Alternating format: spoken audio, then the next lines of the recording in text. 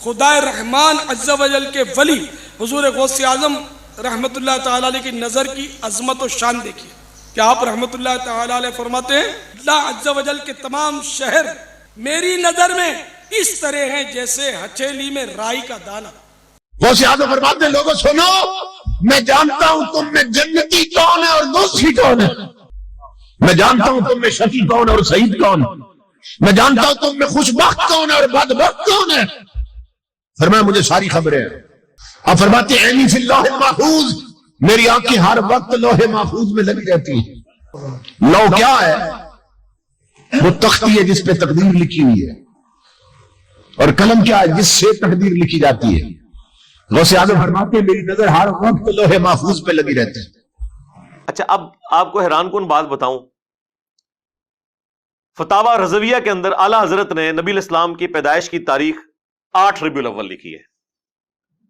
ہاں، اور غنیۃ الطالبین میں شیخ عبد القادر جیلانی نے 10 محرم الحرام لکھی ہے اور اسی کو راجع قرار دیا ہے۔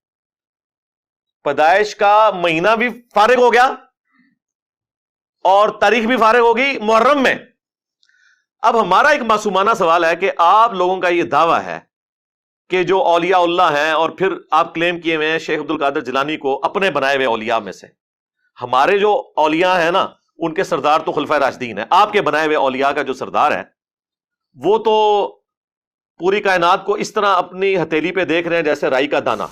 خدا رحمان عز و جل کے ولی حضور غوث اعظم رحمت اللہ تعالیٰ علیہ کی نظر کی عظمت و شان دیکھیے کہ آپ رحمت اللہ تعالیٰ علیہ فرماتے ہیں اللہ عز و جل کے تمام شہر میری نظر میں اس طرح ہیں جیسے ہتھیلی میں رائی کا دانہ۔ ویسے رائی کا دانہ بھی تھیلی پہ اتنے غور سے نظر نہیں آتا بغیر اینک کے، پتہ نہیں کیسے دیکھتے ہوں گے وہ۔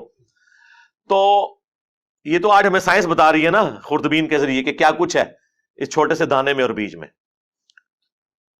تو عبد القادر جیلانی کو اپنے نبی کی پیدائش کا نہ مہینہ پتہ لگا نہ تاریخ پتہ چلی، جو کہ حدیث کی کتابوں میں موجود تھی۔ دلائل النبوہ امام بیہقی کی لکھی ہوئی حدیث کی کتاب ہے۔ پھر سیرت میں جو سب سے اتھینٹک کتاب ہے محمد بن اسحاق کی، جس سے انہوں نے یہ روایت لی ہے، وہ دنیا میں موجود ہے۔ اسی کی تلخیص امام ابن ہشام نے کی۔ ابن اسحاق 150 ہجری میں فوت ہوئے، یہ 232 ہجری کے اندر۔ ابن ہشام، سیرت ابن ہشام بڑی مشہور ہے، وہ اسی کی تلخیص کی گئی۔ اب یہ اردو زبان میں بھی آ چکی ہوئی ہے۔ ان کے اندر یہ چیزیں موجود تھی، لیکن ان لوگوں کا علم غیب تو یہاں سے فارغ کرے نا، کہ ان کو تو پتہ ہی نہیں چلا۔ صرف علم غیب فارغ نہیں ہوگا، علم دین بھی فارغ ہوگا، کہ ہمارے بچوں کو تو پتہ ہے کہ دلائل النبوہ، اب دلائل النبوہ حدیث کی جو کتاب ہے وہ شیخ عبد القادر جیلانی کی پیدائش سے پہلے دنیا میں موجود تھی، اور سیرت ابن ہشام تو بہت ہی پرانی تھی، اور سیرت ابن اسحاق تو اس سے بھی پہلے تھی۔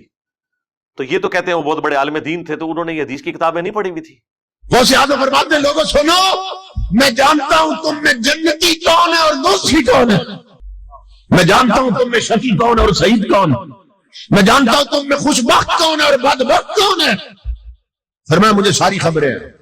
اب فرماتے ہیں عینی فی اللوح المحفوظ، میری آنکھیں ہر وقت لوح محفوظ میں لگی رہتی ہیں۔ لوح کیا ہے؟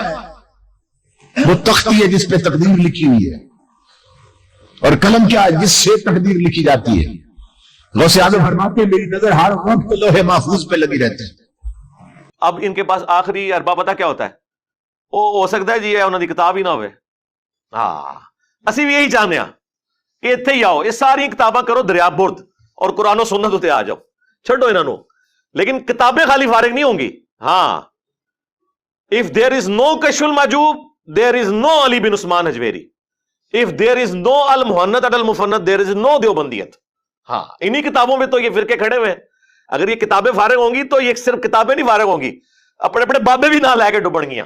ہاں، اسی لیے تو ان کتابوں کا دفاع کرتے ہیں۔ یہ انہیں پتہ ہے کہ اگلا سٹیپ ہم سے انہوں نے یہ بنوانا ہے کہ اچھا کتاباں فارغ تھے، بابے بھی فارغ، حالانکہ بابے تو فارغ ہو گئے، انہیں کتاباں دی روشنی جی فارغ ہو گئے۔